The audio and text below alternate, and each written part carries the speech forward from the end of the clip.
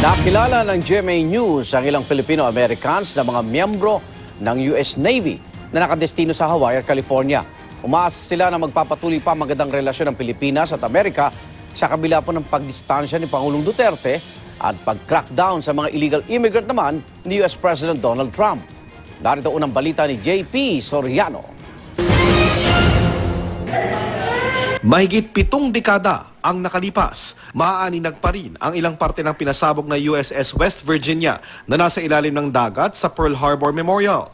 Bahagi ang memorial ng US Naval Station Pearl Harbor kung saan nakapwesto ang ilan sa pinakamalalaking naval ships ng Amerika gaya ng guided missile destroyer na USS Preble. At kahit dito, mababakas ang malalim na ugnayan ng Amerika at Pilipinas.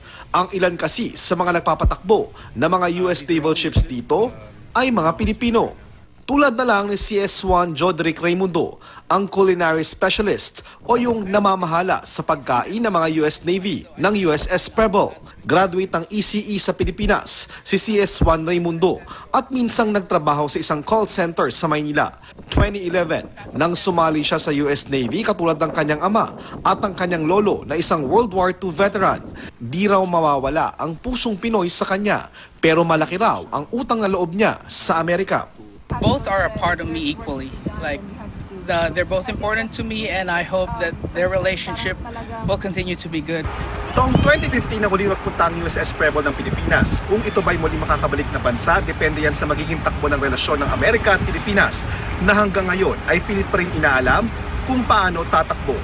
Ito naman ang USS John P. Martha, isang amphibious transport dock ship ng US Navy na nakabase sa San Diego Naval Base sa California. Dito isinasakay ang iba pang military vessels ng US Navy at Marines gaya ng mga helicopter at speedboats.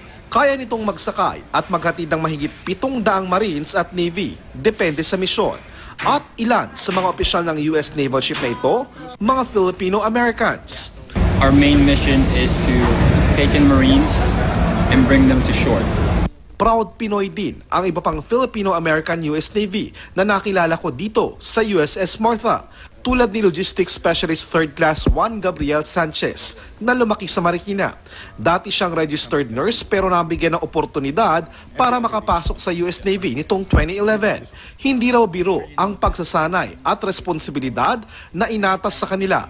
At kahit na malayo sila sa Pilipinas, dala-dala daw nila parati ang mga katangiang Pinoy sa kanilang trabaho. Growing up in the Philippines, we learned not to complain too much. Like, when we're told to do something, we just do it. Para sa unang balita, JP Soriano, reporting.